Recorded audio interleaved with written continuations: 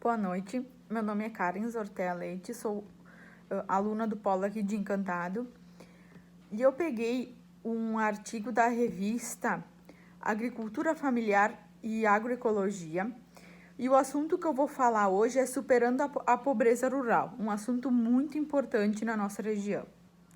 O Brasil concentra no meio rural um dos maiores números de pobres e segue ostentando dos piores índices de desigualdade social do mundo.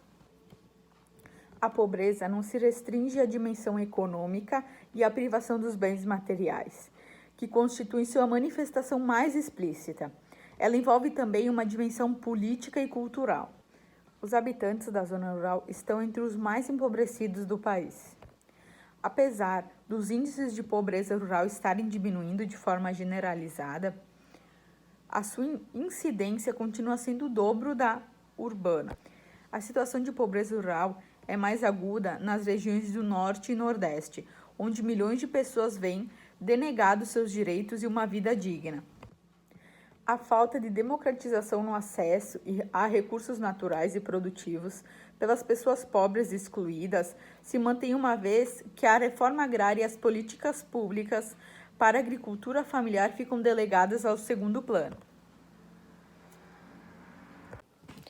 Os movimentos sociais do campo, como o movimento do Sem Terra, o sindicalismo de trabalhadores rurais congregados na Confederação Nacional dos Trabalhadores na Agricultura, o CONTAG, e dos trabalhadores rurais da agricultura familiar, reunido nas Federações dos Trabalhadores da Agricultura Familiar, o FETRAFS, assim como as outras organizações não governamentais e da sociedade civil, como a Articulação Nacional da Agroecologia, a ANA, tem se mobilizado a fim de viabilizar a efetivação de ações que visam a democratização das relações de poder e do desenvolvimento de um modelo centrado na agricultura familiar e na agroecologia. No final dos anos 1990, depois de ampla pressão dos movimentos sindicais e sociais no campo, foi institucionalizado o Programa Nacional de Apoio à Agricultura Familiar, o PRONAF, no qual se destaca a concessão do crédito. Depois de 2000, outras iniciativas importantes vieram se somar ao PRONAF. Apesar do advento desses novos programas nas regiões mais pobres, que são o Norte e o Nordeste, foi constatado que as famílias continuavam numa situação praticamente idêntica àquela do passado. Estudos realizados pelo PRONAF indicaram-se que muitas dessas famílias não tinham acesso à política de questões. Após a leitura desse artigo, a gente vê o quão difícil é a vida dos agricultores de pequeno porte nas cidades do Norte e Nordeste, onde são as mais pobres do Brasil.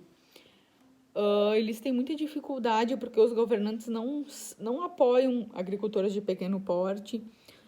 A agricultura cresceu muito no Brasil nos últimos anos, mas os agricultores pequenos ainda sofrem muito com falta de máquinas.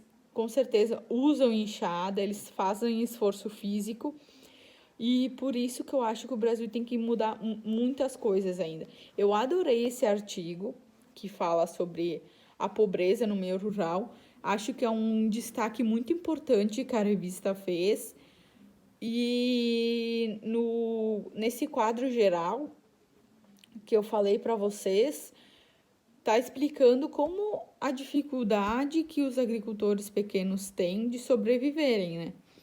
Principalmente pois eles têm um solo muito duro, né? Pouca chuva, então é difícil tu plantar e colher alguma coisa.